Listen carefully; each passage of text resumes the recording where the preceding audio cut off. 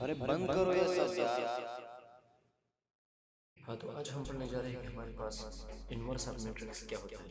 किसी भी मैट्रिक्स का हम इन्वर्स कैसे फाइंड करते हैं और उस पर हम क्वेश्चन भी करेंगे तो आपको बहुत अच्छे से समझ आ जाएगा। तो चलिए पढ़ते हैं। सबसे पहले हमने जानना है कि इन्वर्स के लिए हमारे पास फार्मूला क्या होता है, किस फार्मूले के बेस हम उसको सॉल्व करते हैं। तो हमारे पास इसके लिए जो फार्मूला यूज होता है वो फार्मूला ये है कि हमारे पास एक मैट्रिक्स है ए, इसका नाम है ए। तो A inverse is equal to adjoint of A, adjoint of A, उस मैट्रिक्स का एडजॉइंट डिवाइडेड बाय उस मैट्रिक्स का डिटर्मिनेंट। ये जो सिंबल होता है ना, ये सिंबल यूज होता है डिटर्मिनेंट के।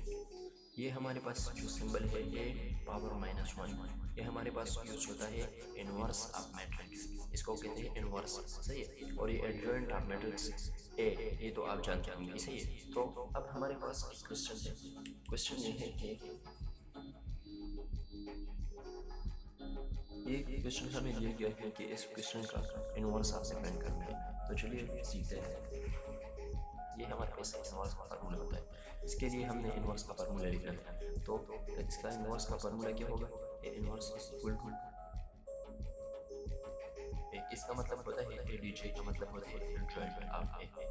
सही है। Adjoint of A divided by A determinant. तो सबसे पहले हमने क्या फाइंड करना होता है? ये सबसे पहले हमने फाइंड करना होगा ए डिटर्मिनेंट। तो चलिए ए डिटर्मिनेंट फाइंड करते हैं। डिटर्मिनेंट, ए डिटर्मिनेंट इसका क्या होगा? वो वाले मैट्रिक्स है।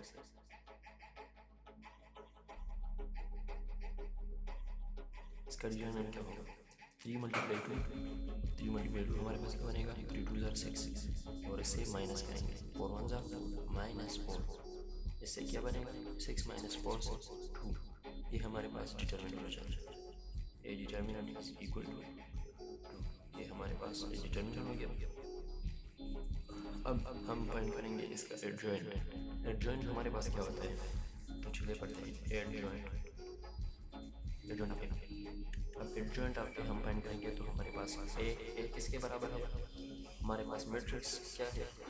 3 4 1 2। Adjoint of A, adjoint of A, diagonal वाले डिजिट को हम रिप्लेस करेंगे। 2 को यहाँ और 3 को यहाँ शिफ्ट करेंगे। तो 2 को वहाँ शिफ्ट करेंगे 2, 3 को यहाँ शिफ्ट करेंगे 3। सही है। साइन चेंज करेंगे। यहाँ पर +1 है और यहाँ पर +1 है। तो ये हम -4 करेंगे और ये भी -1 करेंगे। तो ये हम लिखेंगे -4 और -1। ये हमारे पास इसका हो गया एडजॉइंट। क्या सही है? Inverse is equal to adjoint of A divided by A determinant. सही है। तो A inverse is equal to adjoint of A, हमारे पास क्या बना था? एडजॉइंट ऑफ ए हमारे पास था 2 - 4 -1 3। हम यहाँ पर शिफ्ट करेंगे।